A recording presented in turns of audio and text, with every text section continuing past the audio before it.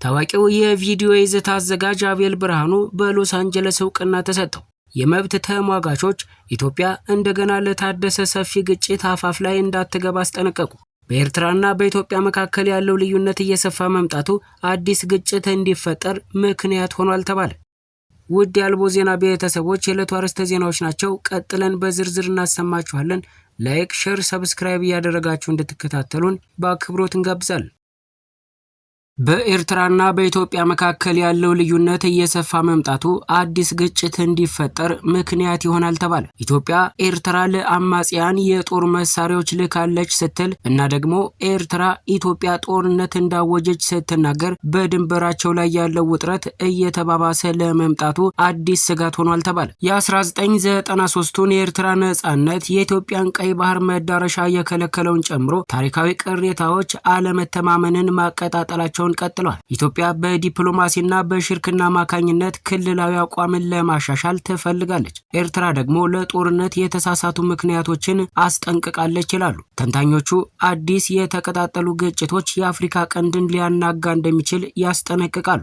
በተለይም የሱዳን ግጭት የክልል ኃይሎችን ወደ ተቃራኒ ካምፖች ስለሚስብ ሰፊ ጦርነትን ለመከላከል ፍጥጫውን ለማላላት ዓለም አቀፍ ድርጅቶች ጥሪ አቅርበዋል። ኢትዮጵያና ኤርትራ ለጦርነት እድል እየተዘጋጁ መሆናቸውንም ተናግረዋል። የባህር ዳርቻዋ ኢትዮጵያ ቀይ ባህርን መድረስ እንደምትፈልግ የገለጸችው በኤርትራ እንደ ቅስቀሳ ተደርጎ ታይቷል። ውጥረቱ እየጨመረ ሲሄድ በትግራይ ክልል የጋራ ድንበራቸው ላይ አመጽ እየተባባሰ ነው። በጥር ወር የኢትዮጵያ ፖሊስ ኤርትራ በኢትዮጵያ አማራ ክልል ውስጥ ላሉ አማጽያን የላከችውን በሺዎች የሚቆጠሩ ጥይቶችን መያዛቸውን ተናግረዋል። ኤርትራ ክሱን ውድቅ አድርጋለች። እናም ኢትዮጵያ ጦርነት ለመጀመር የተጠቀመችበት እንደሆነም ተናግራለች። መንግስት ለሁለት ዓመታት ሊፈነዳ የፈለገውን ጦርነት ለማጽደቅ የውሸት ባንዲራዎችን እያንዣበበ ነው ሲሉ የኤርትራ የማስታወቂያ ሚኒስተር የማነ ገብረ መስቀል ለዜና ኤጀንሲዎች ተናግረዋል። የኤርትራ ፕሬዝዳንት ኢሳያስ አፈወርቂ በየካቲት ወር መጀመሪያ ላይ ከመንግስት ሚዲያዎች ጋር ባደረጉት ቃለ ምልልስ ኢትዮጵያ በሀገራቸው ላይ ጦርነት እንዳወጀችም ተናግረዋል። ኤርትራ ጦርነት እንደማትፈልግ ነገር ግን ሀገሯን እንዴት መከላከል እንደምትችል እንደምታውቅበትም አክለው ገልጸዋል። ኢትዮጵያ ኤርትራ ወታደሮቿን ከግዛቷ ወዲያውኑ እንድታስወጣም ጠይቃለች። ታሪካዊ ፍጥጫ ኤርትራ ከ1961 ጀምሮ በተከታታይ በተካሄዱ አመጽና ጦርነቶች በ1993 ከኢትዮጵያ ተገነጠለች። ሁለቱ ሀገሮች ከ1998 እስከ 2000 እርስ በርስ በጦርነት ነው ያሳለፉት። ከዚያም ለሁለት አስርት ዓመታት ያህል የዘለቀ የድንበር ግጭትም አላቸው። በመጨረሻም በ2018 ግንኙነታቸውን ለማረጋጋት ተስማሙ። ከዚህ ስምምነት ቀጥሎም የኢትዮጵያ ጠቅላይ ሚኒስትር አብይ አህመድ የኖቤል የሰላም ሽልማትን አሸንፈዋል። ነገር ግን ደካማው የሰላም ስምምነት ከዚያ ጊዜ ጀምሮ ለአዲስ ስጋትና ለቅራኔ ቦታ ሰጥቷል። በኢትዮጵያ ከኤርትራ ጋር ድንበር ላይ በምትገኘው ትግራይ በ1975 የፈነዳው ጦርነት በተደጋጋሚ ተጀምሯል። በቅርብ ጊዜ ከህዳር 2020 እስከ 2022 መጨረሻ ግጭቱ በጥር ወር እንደገናም ተጀምሯል። ምክንያቱም ግጭቱ መነሻ የሆኑት ጉዳዮች እንደገና ብቅ ማለት መጀመራቸው ነው። አንድ ሰው ከጦርነቱ መዘዝና ከጦርነቱ በኋላ በነበረው ወቅት እንዲሁም በፕሪቶሪያ ስምምነት መካከል የተፈጠረውን ልዩነት ከጦርነቱ በኋላ ባለው ጊዜና በኢትዮጵያ ፌዴራል መንግስትና በኤርትራ አመራራቸው መካከል የተፈጠረውን የፕሪቶሪያ ስምምነት መለያየት መጀመር አለበት ብዬ አስባለሁ ሲሉ አንድ አዲስ አበባ ላይ የሚገኙ የደህንነት ተንታኝ ስማቸው እንዳይገለጽ የፈለጉ ለአርኤፍአይ ተናግረዋል። ኤርትራ በቅርቡ ወደ ትግራይ ህዝባዊ ነጻነት ግንባር ለመቅረብ እየሞከረች ሲሆን ይህም ከአዲስ አበባ ጋር ወደ ጠብ እንደሚያመራ ምክንያት ይሆናል ተብሎ ይታሰባል። የኤርትራ ወታደሮች ወደ ትግራይ ጠልቀው ገብተዋል። ወደ ዋና ከተማዋ መቀሌ እንኳን እየቀረቡ ነው ሲሉ የደህንነት ተንታኙ ጨምረው ገልጸዋል። ራሳቸውን በዚህ አካባቢ በሚገኙ አንዳንድ የፍተሻ ኬላዎች ላይ ያስቀምጣሉ። ተንታኙ እንዳሉት በአጎራባች አማራ ክልል ውስጥ የሚካሄደው የአመጽ እንቅስቃሴም የደህንነት ኃይሎችና የኢትዮጵያ ብሔራዊ የመከላከያ ኃይሎች ከክልሉ በከፊል ከወጡ በኋላ በተፈጠረው የጸጥታ ክፍተት ሊጎዳ ይችላል ይላሉ። በምዕራብ ትግራይ ግጭቶች እንደገና ሲጀመሩ የዓለም መሪዎች ራሳቸውን እንዲቆጣጠሩ አጥብቀው ያሳስባሉ። የቀይ ባህር መዳረሻ በኤርትራና በኢትዮጵያ መካከል ያለው ውጥረት ሌሎች ያልተፈቱ ስሮች አሉት። ኢትዮጵያ በኤርትራ ነጻነት ላይ ያላት ቁጣ በከፊል የመነጨው ኤርትራ በባህር ዳርቻ ላይ ስለምትገኝ ቀይ ባህርን የመጠቀም መብቷን እንዳታጣ ስላሰጋት ነው።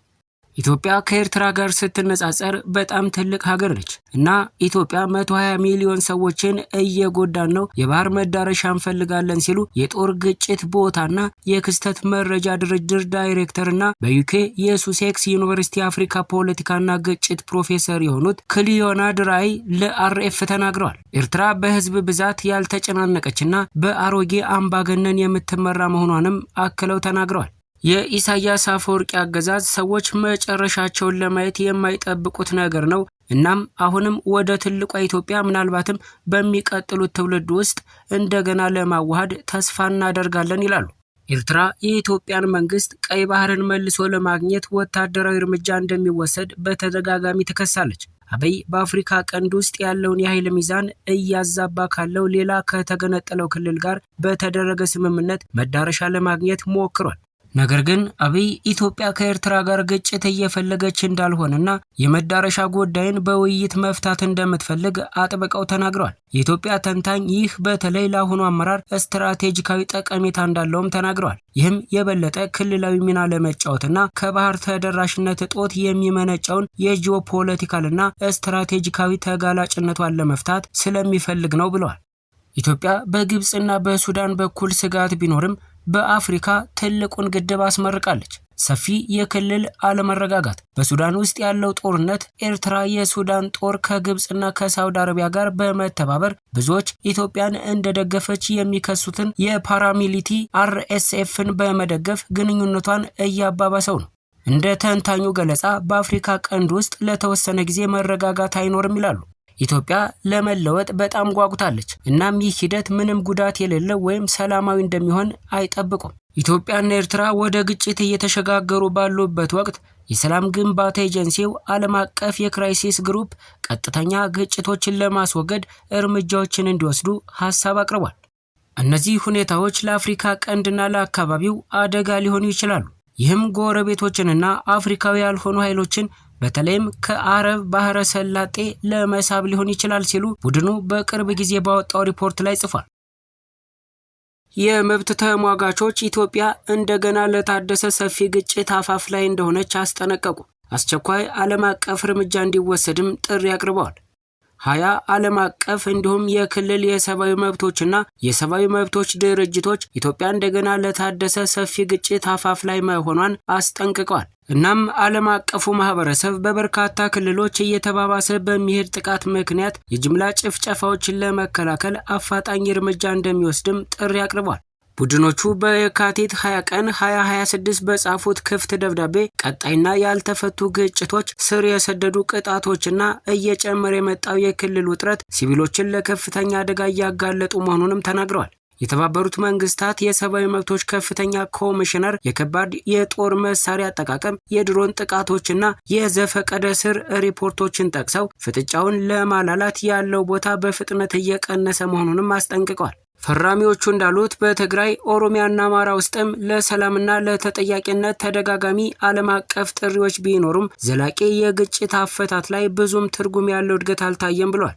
በትግራይ ጦርነት ወቅት የተፈጸሙ የጦርነት ወንጀሎች፣ በሰብአዊነት ላይ የሚፈጸሙ ወንጀሎችና የዘር ማጽዳት ሰለባዎች ለፍትህ እንቅፋቶች መሆናቸውንም ቀጥለዋል። ነገር ግን ወንጀለኞች የተባሉት ከምርመራም ተጠብቀዋል። በትግራይ ውስጥ ድርጅቶቹ የዘፈቀደ እስር፣ በጾታዊና በጾታ ላይ የተመሰረተ ጥቃት፣ በግዳጅ መሰወር፣ የምግብ ዋስትና ማጣትና አስፈላጊ አገልግሎቶችን የማግኘት ገደቦችን ጨምሮ ቀጣይነት ያለው ጥሰቶችም ተባብሰው ቀጥለዋል። የሁኔታውን ደካማነት በከፊል የ2022ቱን የጥላቻ ስምምነት ሙሉ በሙሉ ተግባራዊ አለማድረግ፣ እንደ ኤርትራ ያሉ ቁልፍ ተዋናዮችን ማግለልና ወጥ የሆነ የሰብአዊ መብቶች ክትትል አለመኖሩን እንደ ምክንያት አድርገው አቅርበዋል።